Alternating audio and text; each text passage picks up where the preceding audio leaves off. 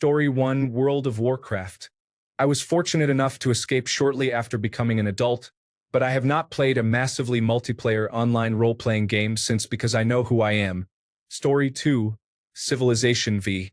No other game is quite as capable of turning 9:30 p.m.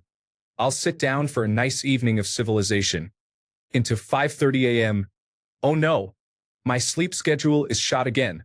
Story 3: Clash of Clans is a strategy and base-building game that keeps you coming back to upgrade your defenses and attack other players. Story 4: GoldenEye, Mario Kart SNES, and Quake all showed me that while they were fun, they were not the way I wanted to live my life. Since then, I haven't played many video games. Story 5: EVE Online. I became so immersed in the game that I would bring my laptop to my girlfriend's house and play there whenever fleet alerts went out. As you can imagine, she did not find it as enjoyable as I did. Story 6: EverQuest. I easily spent over 10,000 hours playing that game. Unfortunately, as I got older, it reached a point where I no longer had time for endgame content, and they stopped providing content for casual players. Story 7: In terms of literal addiction, freemium games are a form of gambling. Raid: Shadow Legends is what made me realize I had a gambling addiction, so that game stands out. As for video games I genuinely enjoyed the most, Fallout 3 is at the top of the list. Story 8: God of War on PlayStation 4 was captivating. I played for hours a day for weeks. I am 31 years old, and I thought it was one of the most amazing games I have ever played. I enjoyed being Kratos, the story, and the game mechanics. Everything about it was phenomenal. Story 9: Neopets is the stickiest, most addictive game I have ever played. Yes, that browser game from 1999 and the early days of the web is still online, alive, and kicking. I have been playing since 2004, when I was 14 and needed something to do after school. I was a lonely teenager living in a flyover state, queer with hardly any friends. My life has never been the same since I started. Sure, the gameplay is simple enough, but it can be complex too. There is an economy, stock market, trading post, and training your pets for battles. You can dress them up and give them little personalities if you want. You can feed them, brush them, and tell them they are pretty. I do. You can even play hide and seek with them.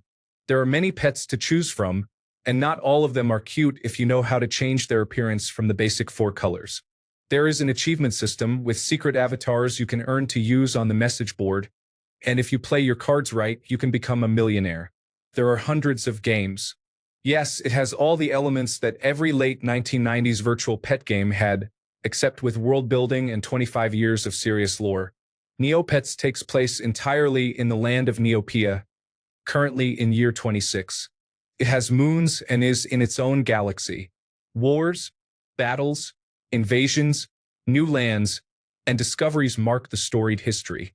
It is a busy place. The interesting thing about Neopets is that there is no one way to win. You can try anything you want, and you can pick up some valuable skills at the same time. Want to learn coding? How to make money? Want to learn to draw? How about understanding economics? Neopets can teach you all that. It is kind of a strange community, full of millennials like me. It is a bit dated in 2025, but that is part of the charm and the reason why people keep going back, and why I never left.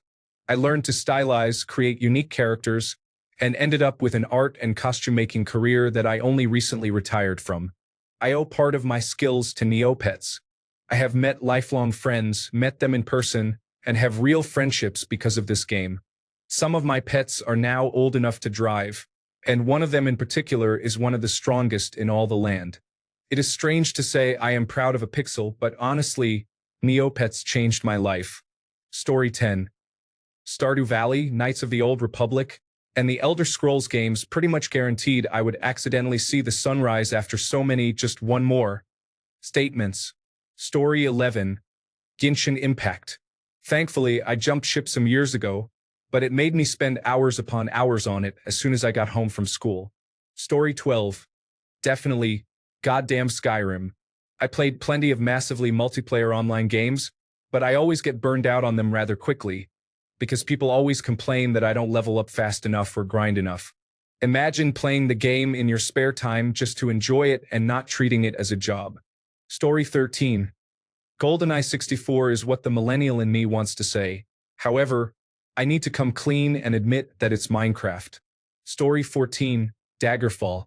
Literally infinite quests to complete across thousands of dungeons and tens of thousands of villages and towns, all in a map the size of Great Britain. Easily my favorite The Elder Scrolls game and probably one of my favorite games of all time. There is always more to do. Story 15. For me, it is Football Manager. There is always something to do there. Whether it is managing matches, making transfers, or checking news and messages in the inbox. It is a constant stream of excitement. Story 16. Neopets. It's surprising that one of the best ways to make money was to sit and refresh shops for hours in hopes of finding rare items to resell. Story 17. Halo 2, when it first came out, along with Xbox Live, was new and exciting to me as a 12 or 13-year-old. You couldn't peel me away from that console. I basically stopped sleeping. I would wait until my parents were asleep and sneak downstairs to play all night. It became my entire life. Then I found drugs. Story 18. I know it's not popular, but it's Uncharted 4. I played that one first, then played the trilogy nonstop during the pandemic on PlayStation 5. I am not a gamer. Story 19. Final Fantasy XI is great, but I think Stardew Valley is even better. I also have fond memories of old 3D platformers I grew up with, especially Battle for Bikini Bottom. Story 20. GTA 5 Online, Fallout 4, Speedrunners, EA Games, and Freedom Fighters are popular titles. However, in Fallout New Vegas on the PlayStation 3, it became difficult to enjoy playing after an hour and a half due to lag issues. Story 21. I honestly don't know what it is about it, but it hooks me every time I revisit it. The last time I resubscribed, I spent a week playing during every free moment I had, including waking up early before work. Story 22. Left 4 Dead. As the game's popularity faded, the remaining players were so dedicated that they would shoot at me until I left because I was not very skilled at it. I cannot say that I blame them much. Story 23. Final Fantasy XI Online was the first real online game I played back in 2004. It was my first time playing with people from around the world and going on big adventures with them. It was incredible. It was also during college, so whenever I wasn't studying or out with friends, I was playing this game.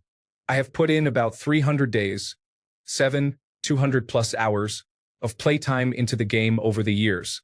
Every few years, I subscribe for a month just so I can explore the world again, listen to the amazing music, and reminisce about the fun times. Story 24. 1. Pokemon. 2. Knights of the Old Republic. 3. The Sims 2. 4. The Elder Scrolls V Skyrim. 5. Fallout 4. 6. Stardew Valley. 7. Cyberpunk 2077. Baldur's Gate 3. Story 25. Rocket League, Genshin Impact, or Hearthstone.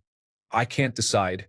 However, I have been playing Hearthstone at least 2 to 3 times a week for the past 10 years. Story 26. Elden Ring has captivated me. I have spent entire weekends in front of the screen without even realizing it. Story 27. I remember when Destiny 2 was released. The game was incredible. The score, the friends playing, the zones, and the Red War campaign were all amazing and created such an addictive experience. Story 28. Honestly, Minesweeper. There are plenty of games that I love more, but I was so addicted to Minesweeper that it was all I could see in my mind when I tried to sleep. Story 29. Go, also known as Weiqi, is a game with a simple set of rules that leads to endless possibilities. I have been playing it for a couple of decades, and some people I knew who played it then are still enjoying the game today. Story 30. Overwatch is a game that has its ups and downs, but I always find myself returning to it. I can't experience the same adrenaline rush in other types of games. Overwatch just hits that sweet spot of relaxation and excitement. I also enjoy Fortnite as a second choice. I have spent an excessive amount of money on both games. Story 31.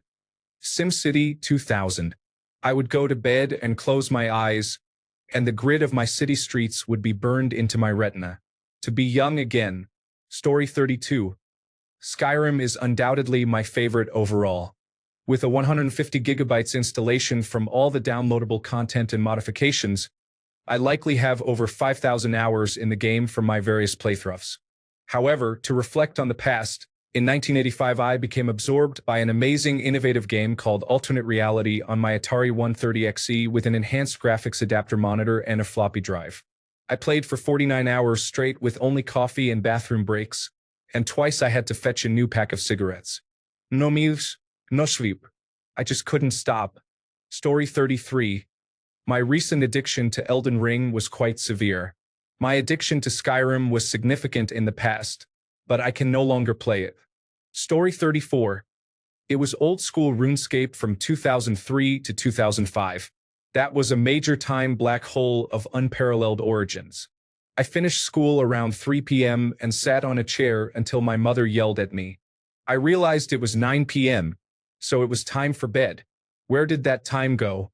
Story 35. World of Warcraft during its golden years was impossible to put down. I go back to Skyrim about once a year, so I will choose that. Story 36. Fortnite was released during Season 4.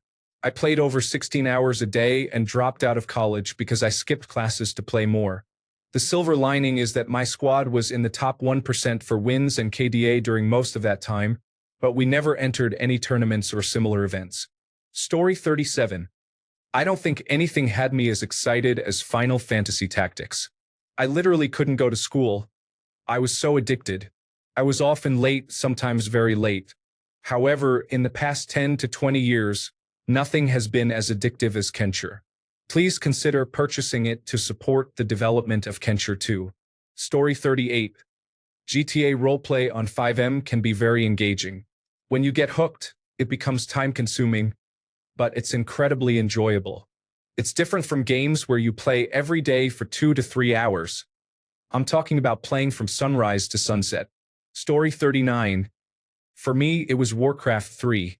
That game occupied much of my time from 2002 to 2014. It was truly amazing and birthed several new genres of games. Once you delve into the world editor, you can spend days there, hardly coming up for meals while you create your perfect custom map. Story 40. Aloha Centauri. I thought of strategies to try while I was at work. I would play until the sun came up and then had to be at work by 8 a.m. It became so problematic that I had to lock the game in a safe to prevent myself from playing it. Story 41. Oh game. Real-time online games are not for me.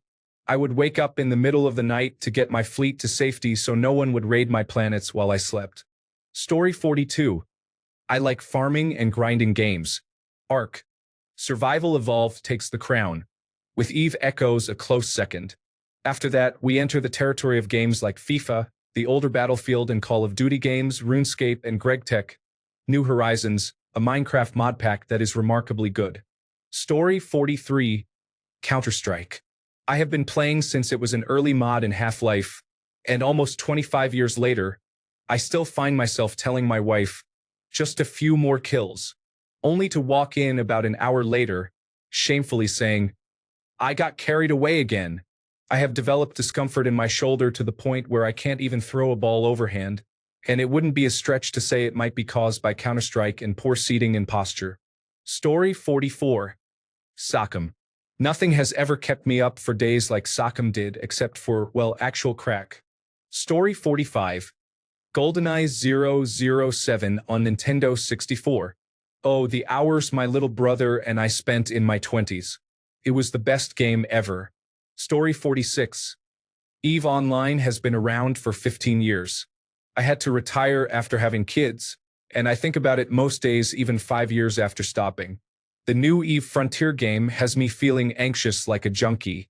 I hope it's disappointing. Story 47. RuneScape. I lost track of time back in the day. I spent thousands of hours playing throughout elementary and middle school.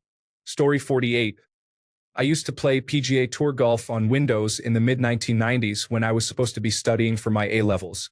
That has to be one of my top memories. I still have never achieved that double eagle at Sawgrass. Story 49. RuneScape, World of Warcraft, Monster Hunter, and Satisfactory have been some of my biggest time sinks in life. Civilization is also among those games that leave you wondering how it is already 4 a.m. Thanks a bunch for sticking around till the end of the video. Remember to subscribe, and until next time, stay awesome and goodbye.